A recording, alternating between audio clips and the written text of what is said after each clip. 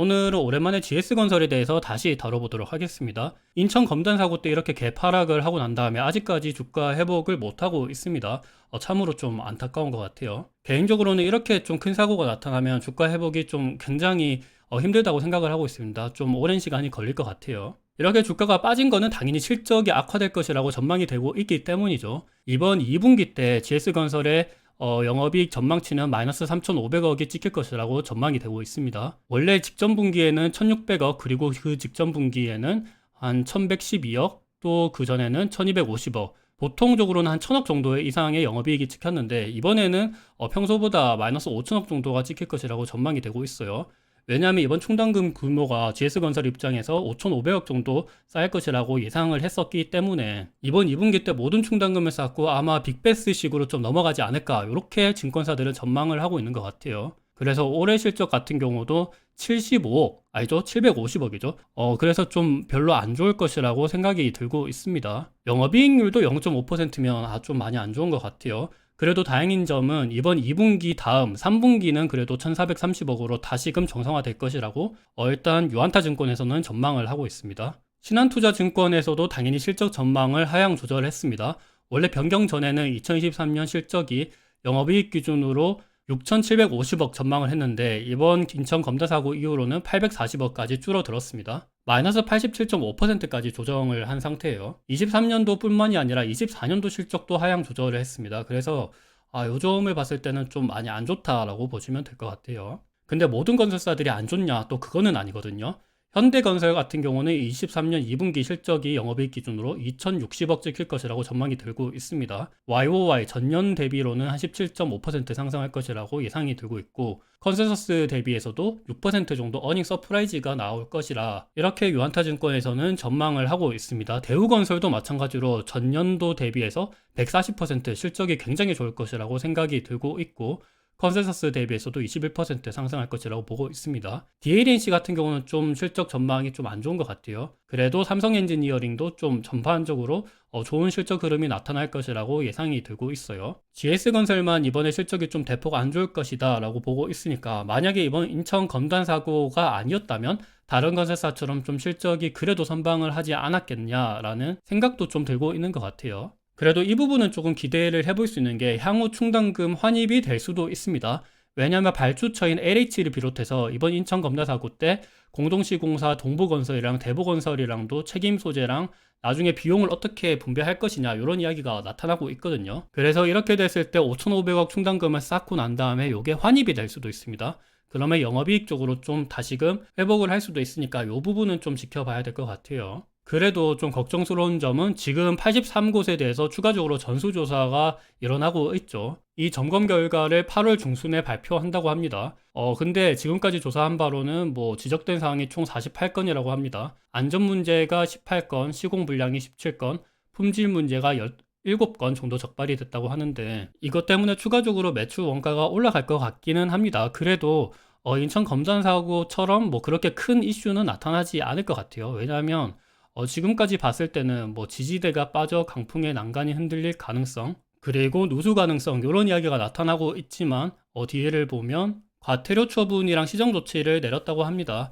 요게 진짜 크게 다루려면 크게 다룰 수 있지만, 그냥 인천 검다 사고처럼 전부 다 부수고 다시 지어라, 요렇게까지는 나타날 것 같지는 않아요. 그리고 GS건설의 원래 마진이 별로 높지는 않았습니다. 마진이 한 5% 정도밖에 저마진이 나타나는 기업이었는데, 아무래도 이번 검단 사고 이후로 마진이 좀 요거보다 더 축소될 것 같은 느낌이 들기 때문에 요즘은 좀 많이 걱정스럽습니다. 매출 원가도 90% 정도면 좀 굉장히 많은 큰 비중을 차지하고 있는데, 요거보다 당연히 높아지겠죠. 그리고 더군다나 최근에 시멘트 가격도 상승을 했습니다. 전반적으로 음식료 업체들도 가격을 낮추고 있고, 농심이랑 삼양식품 이런 쪽으로도 계속해서 라면 가격을 낮추고 있고, 얘네들한테 공급을 하는 밀가루 업체들도 가격을 낮추고 있는데, 시멘트 쪽은 가격을 오히려 올렸습니다. 그래서 이것 때문에도 말이 많은 상황인데, 이렇게 가격을 올리면 매출 원가도 올라갈 수가 있겠죠. 그래서 이 부분도 걱정 들고 있습니다. 그리고 GS건설은 부동산 PF 대출 쪽으로 한 1조 6천억 정도가 있는데, 요 정도 좀 많이 걱정이 되고 있습니다. 아무래도 이번 사고 때문에 충당금을 5,500억가량 쌓는 것도 중요하긴 한데, 원래 안 그래도 고금리 상황에다가 분양 실적도 좀 안 좋고 부동산 시장도 좀 안 좋은 상태인데, 부동산 PF 대출 쪽으로 1조 6천억이 있었는데 요거 쪽으로도 좀 현금 흐름이 안 좋지 않을까라는 생각도 들고 있습니다. 당연히 안 좋겠죠. 현재 남아있는 부동산 PF 내역은 뭐 요렇습니다. 채무자가 복용종합건설, 채권자는 메리츠 종금입니다. 한 1조 1천억 정도의 채무 금액이 있고 다른 쪽으로도 굉장히 많아요. 요거는 한번 전부 다 보시면 될 것 같아요. 그리고 요런 쪽으로도 있으니까 요것도 한번 참고 삼아 보시면 될 것 같습니다. 네, 요런 쪽으로도 있어서 전부 다 토탈에서는 1조 6천억 정도의 부동산 PF 대출이 있습니다. 그래도 GS건설이 완전 돈이 없는 기업은 또 아니에요. 현금이 이번 1분기 말 기준으로 3조 정도 가지고 있습니다. 그래서 완전 GS건설이 망한다라고는 보기가 힘들긴 해요. 그래도 이렇게 충당금도 쌓고 부동산 PF 대출도 있고 고금리 상황이 앞으로 계속해서 지속이 될 것 같은데 이렇게 되면 현금 흐름에 있어서 충분히 문제가 될 수가 있습니다. 왜냐하면 GS건설의 이자 발생 부채도 많은 편이거든요. 단기금융 부채가 2조 7천억가량이 있습니다. 장기 부채도 차입금 기준으로 3조 2천억 정도가 있어요. 이렇게 되면 이자 발생 부채도 계속해서 나가고 이번 2분기 때 충당금 5,500억 쌓고 물론 그리고 이쪽 채무적으로 부동산 PF도 포함이 되어 있긴 하지만 그쪽으로도 이자가 계속해서 나가고 아니면 연대보증을 서다 보니까 갑자기 뭐 시행사가 망한다 아니면 분양 실적이 안 좋다 이렇게 되면 좀 GS건설도 자금력에 있어서 충분히 문제가 될 수도 있습니다. 그리고 더군다나 브릿지로 해서 본 PF 쪽으로 넘어가지 못하는 물량도 많기 때문에 여러 가지로 좀 많이 걱정스러운 부분이 많은 것 같아요. 그리고 사실 GS건설의 주가가 많이 빠졌고 부동산 시장이 안 좋은데도 GS건설에 많이 투자하셨던 사람들의 투자 아이디어가 뭐였냐면 배당을 많이 줬거든요.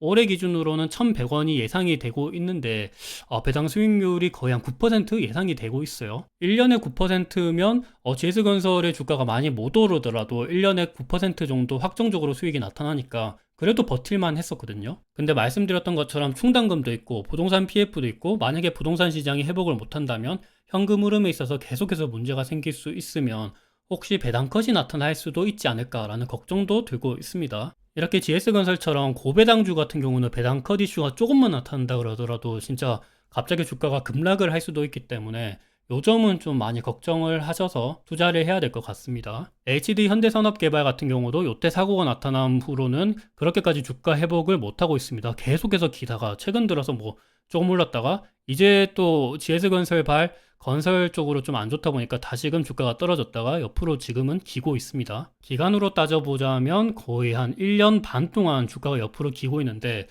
GS건설도 현대산업개발과 같은 노선을 탈 가능성이 크다고 생각을 하고 있어요. 그래서 GS건설의 주가를 보면 옆으로 충분히 많이 기었었거든요. 그래서 요때 좀 많이 투자를 하셨을 것 같은데 좀 굉장히 많이 안타깝습니다. 요때 바닥에서 충분히 눌렸다 생각해서 사셨던 분들도 원래 21,000원이었다가 지금 14,480원까지 떨어졌으니까 한 30% 넘게 손해보고 있는 것 같아요. 그렇다고 해서 지금 바로 들어가는 것도 좋냐라고 말한다면 저는 솔직히 잘 모르겠어요. 왜냐하면 추가적으로 추가 전수조사에서 뭔가 좀 이슈가 나타날 수도 있는 부분이고 앞으로 배당컷이나 현금 흐름 쪽에서 문제가 생길 수도 있으니까 일단 이런 점이 많이 회복을 해야 들어가든지 말든지 해야 될 것 같습니다. 물론 GS건설의 지금 주가가 굉장히 많이 싸긴 합니다. 20년 내 최저점이거든요. 2005년도부터 해서 차트를 보면 지금이 가장 최저점입니다. 그래서 만약에 GS건설을 한 5년 정도 들고 있겠다. 그러면 지금이 어찌 보면 타이밍이 될 수도 있긴 해요. 왜냐하면 부동산 시장이 최근 들어서 조금은 반등을 하고 있고 거래량도 조금 올라오고 있고 수도권을 중심으로 해서 가격도 조금 올라오고 있는 상태거든요. 그리고 코픽스 금리도 최근 들어서 조금 떨어지고 있는 상태이기도 하고 금리 자체가 국채 금리를 보면 조금씩 다시 고점을 치고 떨어지고 있는 모습을 보이니까 이 점을 생각하면 그래도 좀 괜찮을 수도 있긴 합니다. 물론 이번에 추가 전수조사 이슈나 이런 것들이 완전 해소되고 난 다음에 들어가는 거는 저는 뭐 장기적으로 보면 괜찮다고 보고 있기는 해요. 그래도 단기적으로는 좀 주의할 필요가 있어 보입니다. 그리고 북밸류 기준으로 0.4배밖에 안 됩니다. 진짜 주가는 일단 많이 싸요. GS건설이 완전 적자를 보는 기업도 아니고 그래도 분기당 거의 한 1,000억 정도 버는 기업이다 보니까 그래도 좀 나쁘지 않을 수도 있다라고 생각이 들고 있습니다. 배당만 잘 주면 말이죠. 또한 GS건설의 신규 수주를 보더라도 신규 수주는 좀 양호한 편입니다. 그렇게까지 나쁜 편은 또 아니에요. 22년도 고금리 상황이 지속이 되고 난 다음부터 수주가 완전히 죽은 것도 아니고 그래도 뭐 22년, 21년 이때만큼 수주는 계속해서 나오고 있는 편입니다. 주택 분양도 올해 들어서 좀 떨어지긴 했지만 그래도 뭐 그렇게까지 완전 박살났다라고 얘기는 하기가 힘들 것 같아요. 한 2만 세대면 2000 뭐 한 19년 요때보다는 많고 2018년도 정도 수준인 것 같아요. 미분양도 완전 많은 게 아니기 때문에 이번 사고가 좀 되게 크긴 하지만 이번 이슈만 잘 넘기면 또 괜찮을 수도 있기는 합니다. 단기적으로는 좀 불확실성이 좀 커서 저는 좀 투자하면 안 된다고 생각을 하고 있지만 장기적으로 투자한다 그러면 이번 사고가 넘어가고 난 다음에는 충분히 괜찮을 수도 있다라고 보고 있습니다. 오늘 영상이 어느 정도 도움이 되셨으면 좋을 것 같아요.